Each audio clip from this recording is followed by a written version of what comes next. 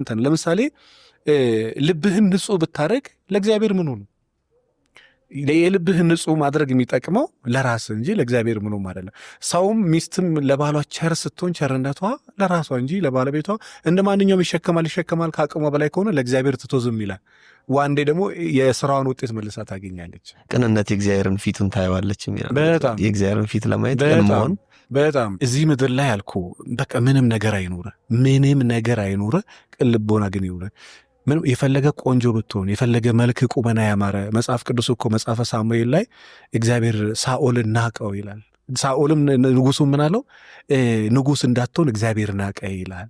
ወደ ኢሴ ልጅ ሄዶ ሊቀባ ሲል ያ የመጀመሪያ ልጃቸው መልኩ ቁመናው ያማረ ንግግር አሳማሪ ነው ይላል። እንደውም እንደዚህ ዘመን የሆነ አስመሳይነት አለ አይደለ? በቃ በንግግር ብቻና መልኩንና ቁመናን አትየው እኔ ንቄዋለሁና ይላል።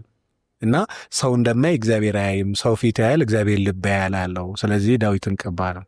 ሰው ልብ ቅን ከሆነ መሬት እንደዚህ ብትናጥ እግዚአብሔር ከተናጠ መሬት ላይ አንተን ያተርፋል። በጣም 100% እኔ መሰለክ በህይወቴ ስለተጠቀምኩበት ነው። አሁን አንዳንዴ የኖርከውንና ድርጅቴን ከመፍረስ ያዳነው ምን ብለህ ብትለኝ ትንሽ ቅን ነኝ መሰለኝ። ትንሽ ሚዲያ ላይ ያቅንነት በዚህ በትንሹ ዕድሜ እግዚአብሔር ብዙ ምሕረቱን አሳይቶኛል። በጣም ብዙ ልሞት ደርሼ ከሞት አፋፍ እባክህን አምላከ ቅዱሳን ማረኝ ብዬ ጥር 27 ነፍሴ ከስጋዬ ልትወጣ ጫፍ ደርሳ እባክህን አምላከ ጊዮርጊስ አምላከ መላእክት አምላከ ቅዱሳን ብዬ እሶልኝ ያቀነው እና ምን ትወዳለህ ለሰው ምን ትነግራለህ ብለህ ብትለኝ እኔ ሴትም ትኑር ወንድም ትሁን ስራ ሰራተኛም አሰሪም መንግስትም ባለስልጣንም አገልጋይም ቀዳሽም በቃ ልብህን ቅን አድርግ።